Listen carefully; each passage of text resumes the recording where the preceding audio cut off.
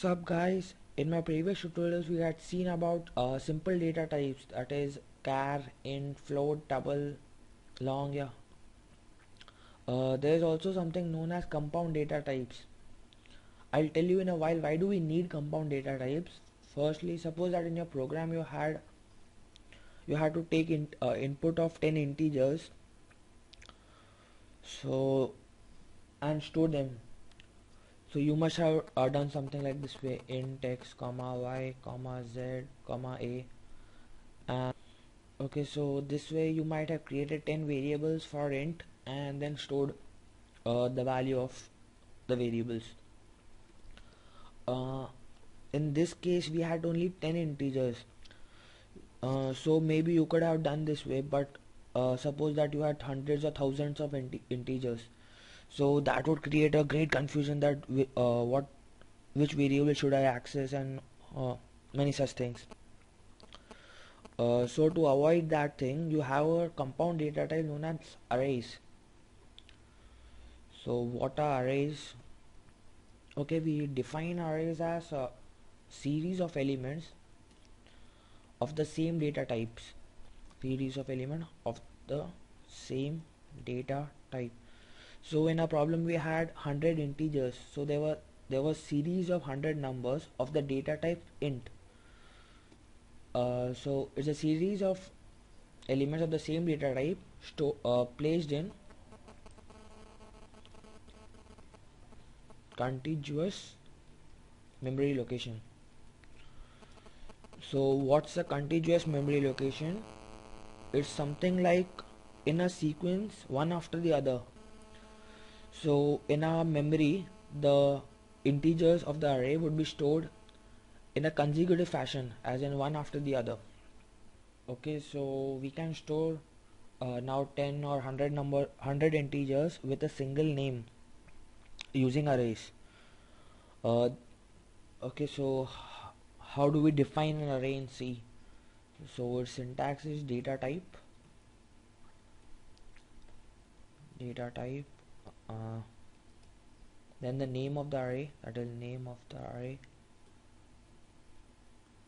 and in square braces you specify the size of the array, that's the maximum size of the array. Okay, um, so if we want an array of 100 integers, we'll have something like int, suppose array name is arr of 100, so 100 integers. uh, there's a limitation to this size. Actually it depends on the machine. Okay, so how would we initialize this array, as in give it a value? We can have something like this: int arr. Suppose I want an array of 5 numbers, so I'll write int arr of 5 is equal to, then curly braces, I'll write the 5 integers separated by comma. So I can add 200 comma 5 comma 2 2 comma 4 55. Okay, so this way we can initialize our array.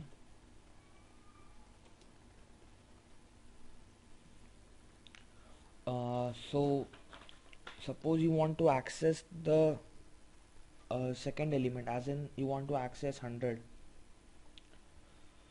so you have to write arr of position -1. I'll tell you in a while why it's position -1. Okay, I'll just start accessing the array. Okay, in arrays your index starts with 0, as in the 0th index. So arr of 0 will be equal to 2, and arr of 1 would be equal to 100. So if I want to access 100, so I'll write arr of 1.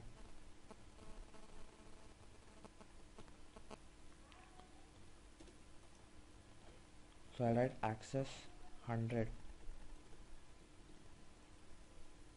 from the above array. Yeah.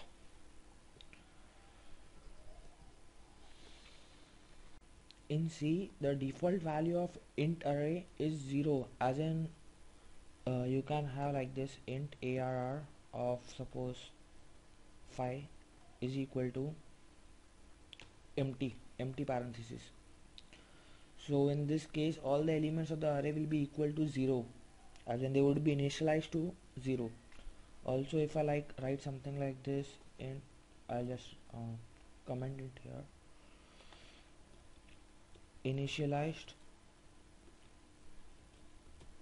to 0.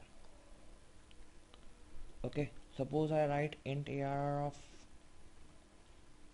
5 is equal to 1 comma 2 comma 1 comma 4 comma 2. Okay, so what would happen here is arr of 0 would be 1, arr of 1 would be 4, arr of 2 would be 2, and the rest would be equal to 0. They would be initialized to 0. So I would have arr of 0 is equal to 1, arr of 4 will be equal to arr of 1 would be equal to 4, arr of 2 would be equal to 2, and arr of 3 will be equal to 0. Similarly for 4, as in arr of 4 would be equal to 0. So in your array your index always goes from 0 to n minus 1. N is the size of the array, suppose that is size minus 1. Okay, so let's try this out in our code. Before that, one more thing. By default arrays have garbage value stored in it, as in suppose you have something like this: int arr of 100, and then you print this array as in print arr. So you will have garbage values being thrown to your output, something like this: arr of 0 maybe this value, arr of 1 would be this, and so on, arr of 2 and so on till arr of 99. So to initialize to its default values, that is 0 for int array, so you must write int arr of 100 is equal to open and closing curly braces. So this would initialize your array to 0, as in all elements would be equal to 0. So now let's write a program using arrays in our IDE. I'll open a new file. Okay, let's write a program to take input of 10 integers and store them in an array. So I'll write input 10 integers and store it in an array. I'll quickly write my basic structure: hash include stdio.h in main and return 0. Okay, I need to take input of 10 integers, so I want my array size to be equal to 10.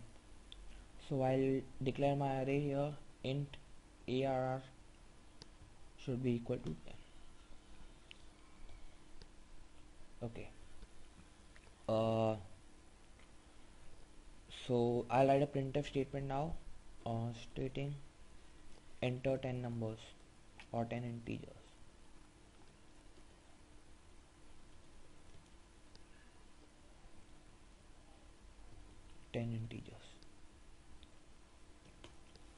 Okay, now to take an input of 10 integer, I need a for loop or a loop to run for 10 times.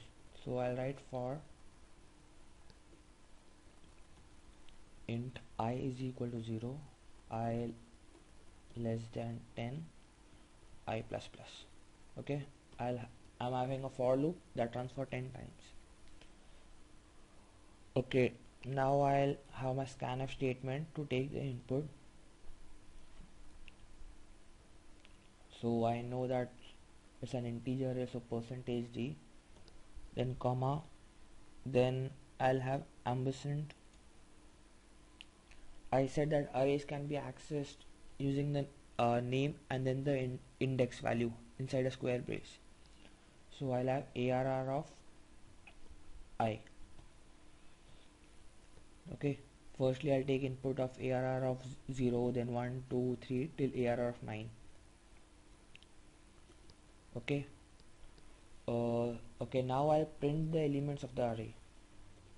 Okay, I'll again have a for loop for int I is equal to 0, I less than 10, I plus plus. So I'll write a printf statement.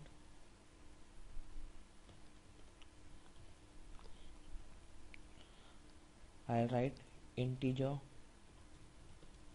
at position. I'll have percentage d is again a percentage d. So the integer at position I, so I'll write comma I is ARR of I. Here I'll have a backslash. Okay, let's save my file. I'll give it a name, arrays. C source file. Say.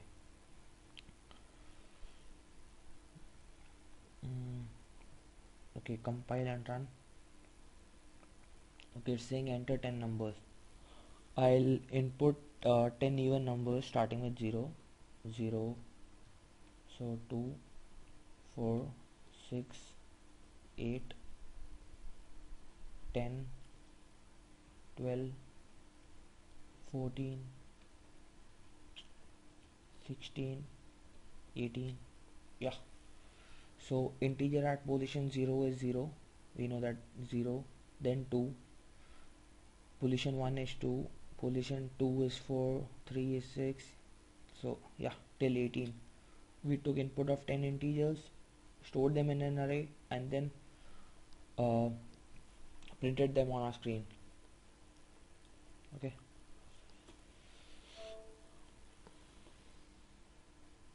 yeah, that's it in this tutorial. See you in the next one. Please do subscribe to our channel, like our video, and do provide your suggestions for our improvement. Thank you.